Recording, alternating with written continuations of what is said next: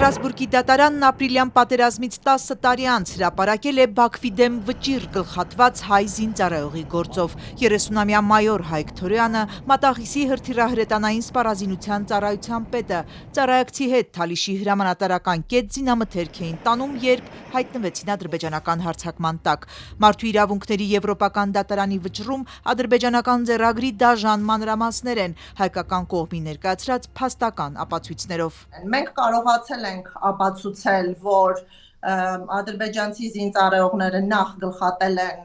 Հրանտ Ղարիբյանին, որից հետո կտրել էին Հայկ Թորոյանի ձեռքերը եւ նաեւ ողջ գլխատել էին Հայկ Թորոյանին, նաեւ գլխատողը գլխի հետ լուսանկարներ էր տարածել, գլխատողը նաեւ սելֆի էր արել Սաֆարովի հետ եւ ողջ հասարակությունը նաեւ հերոսացրել էր այս գլխատումը, նաեւ ադրբեջանական կողմը չէր վերադարձրել գլուխը։ Ապրիլյան պատերազմում Թալիշը մնաց հայկական հսկողության տակ, սակայն ադրբեջանցի զինծառայողներ այնուամենայնիվ ներթափանցել էին գյուղ։ Միեդի վճռում կան այդ մասին վկայություններ։ Ամբողջ դատական գործընթացում Բաքուն պնդել է, թե սպանված խոշտանգված զինծառայողների հետ կապ չունեն, գուցե հայերն են արել հակառակորդին վերագրելու համար։ Չկան սակայն բացատրություններ, թե ինչպես է ադրբեջանցի զինծառայողը հայ զինվորի գլխի հետ նկարվում, հայրենակիցների առջև պարծենալով։ Ադրբեջանական առարկությունները այս առումով արդյունք չեն տվել, եվրոպական դատարանը գտել է, որ պատասխանատուն հենց ադրբեջանական ուժերն են։ Խոշտանգման զոհ ոչ միայն Հայկ Թորոյանն է ճանաչվել, այլև նրա ընտանիքի անդամները, որ անասելի տառապանքներ են կրել հարազատի դաժան մահվան ու նրան խոշտանգված հուղարկավորելու պատճառով։ Եվրոպական դատարանը Բաքվին պարտավորեցրել է սպանված զինծառայողի ընտանիքին վճարել 90,000 եվրո եւ իր երկրում հետաքննել այս սարսափելի դեպքն ու պատասխանատվության կանչել թե հանցագործությունը կատարողին ու թե հրաման տվողին։ Իրավապաշտպան ու այս գործով փաստաբանական խմբի անդամ Սիրանուշ Սահակյանն ընդգծում է, Ստրասբուրգի այս վճռով Բաքուն ծանրագույն պատերազմական հանցագործություն կատարող է ճանաչվում, կարևոր արձանագրում է համարում, իսկ թե որքանով է Բաքուն կատարելու վճիռը, այստեղ վստահություն չկա, ոչ վճարելու, ոչ էլ իր հանցագործներին դատելու առումով։ Դիմադրելու է Ադրբեջանը, որպեսզի հնարավորինս երկար չկատարի, բայց փոխարենը ստանալու է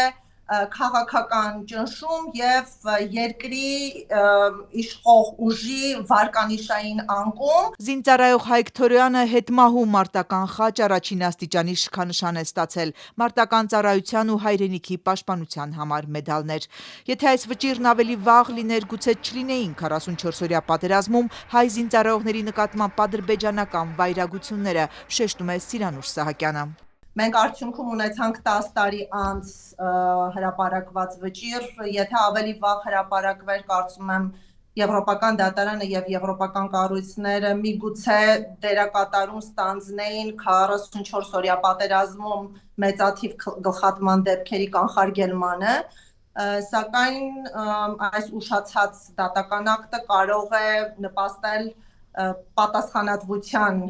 հարցին եւ անպատժելիության վերացմանը։ Ստրասբուրգի դատարանից սա առաջին, բայց ոչ վերջին վճիռն է ադրբեջանական խոշտանգումների վերաբերյալ։ 23 գործեր կան, շղթայական կհրապարակվեն բոլորը, ասում է իրավապաշտպան Սահակյանը։ Մենք ունեինք 3 գլխատման, տարեց բնակիչների սպանության զուգակցված ականջի կտրման միջադեպով Խալափյանների հայտնի դեպքը եւ ունեինք նաեւ դիերի անդամախեղման դեպքեր, դրանք բոլորը փաստագրված եւ ներկայացված են Մարդու իրավունքների եվրոպական դատարանին։ Բաքվի պատերազմական հանցագործի ձեռագիրը, որ արձանագրված է Ստրասբուրգի դատարանի վճռում, կարևոր է համարում Սահակյանը ոչ միայն պատմության, նաև ապագայի համար։ Հայաստանն այսօր էլ միջպետական գանգատներ ունի, որոնք ըստ իրավապաշտպանի տեղին են հիմնավոր։ Հայ-ադրբեջանական խաղաղության նախաստորագրված պայմանագրում դրանցից հրաժարվելու վերաբերյալ կետ կա։ Ըստ իրավապաշտպանի խաղաղության վերաբերյալ Երևան-Բաքու երկխոսությունը չի կարող ծավալվել առանց արդարության ու պատասխանատվության սկզբունքների։ Եվ որևէ պարագայում դրանցից պետք չէ հրաժարվել եւ խաղաղության գործընթացը պետք է կառուցվի հայ ուժողներին արդարություն երաշխավորելու սկզբունքի վրա։